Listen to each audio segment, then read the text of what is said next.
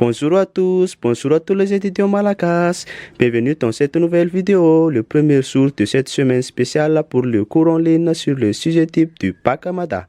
Je suis votre professeur en sciences de la vie et de la terre, SVT. Je m'appelle Ir Sapitantanari. Je vais vous apprendre des différentes définitions sur la biologie. Alors que, étant donné que vous suivez sur YouTube, que parfois que vous allez consulter les cours, que ce soit sur la partie gratuite du site club sujet type du bac Hamada. Donc voilà, dans cette vidéo, on va voir ensemble les clés pour ne pas apprendre par cœur les définitions. On y va. Voici mes fiches du bac Hamada. C'est à toute série qui existe à Madagascar, terminale série A, C, D. Mais tout d'abord, qu'est-ce que la biologie? Il faut regarder toujours le radical du mot biologie. La biologie vient du mot grec. Bios, ça veut dire vie, et logos, ça veut dire science. La biologie est donc la science qui étudie les êtres vivants et qui étudie aussi les biotes avec leur origine, leur évolution et leurs propriétés telles que la nutrition.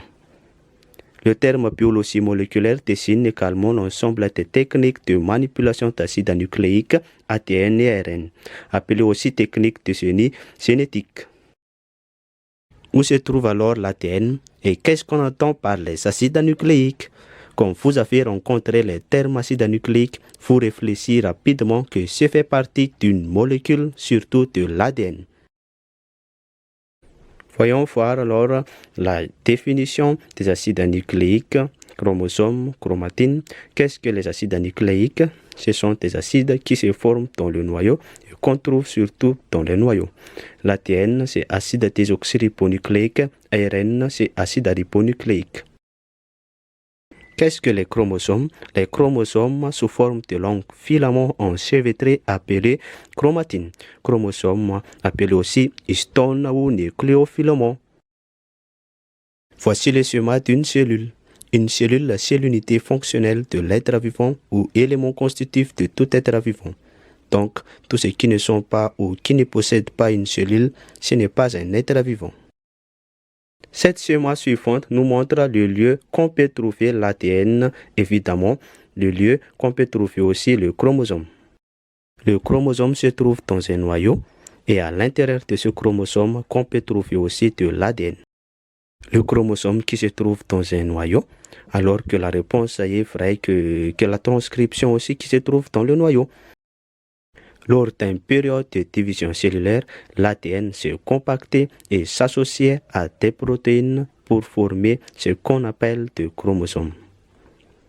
Sur ce schéma, on peut avoir les chromosomes humains. La taille et le nombre de chromosomes peut varier. Par exemple, chez un humain, on compte 46 chromosomes, soit 23 paires de chromosomes. En effet, les chromosomes vont toujours regrouper par paires puisque nous avons 23 paires de chromosomes hérités de notre mère et 23 paires de chromosomes hérités de notre père. À l'intérieur des chromosomes, on peut trouver des allèles, et ces allèles qui permettent notamment d'obtenir une grande diversité au sein de l'espèce humaine. ADN, on le trouve dans le centre contrôle de chaque cellule appelé le noyau, c'est ce que je vous dis tout à l'heure. Voyons maintenant les constituants d'un ADN.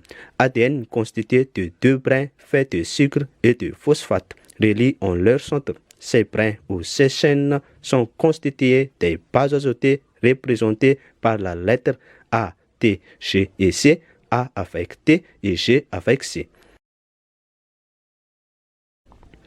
Et voilà, on s'arrête là. Pour le prochain cours, nous allons apprendre les phénomènes de la traduction et de la transcription. Et si vous avez des questions quelconques, n'hésitez pas à me laisser un commentaire et je vous répondrai.